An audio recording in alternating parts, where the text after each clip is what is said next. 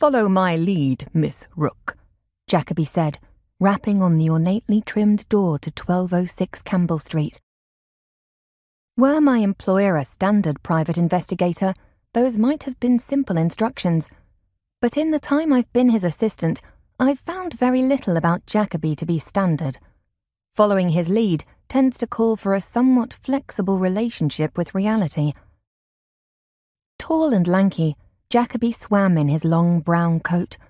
It looked like it might have once been an expensive garment, but it was now battered and affixed inside and out with myriad clinking, jingling pockets and pouches, each loaded with trinkets and tools he insisted were essential to his work.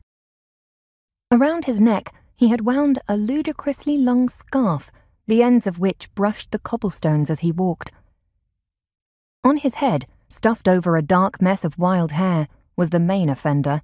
Jackaby's cap, the knit monstrosity, was a patternless composite of uneven stitches and colours. The threads clashed with his scarf, they clashed with his coat, they even clashed with one another.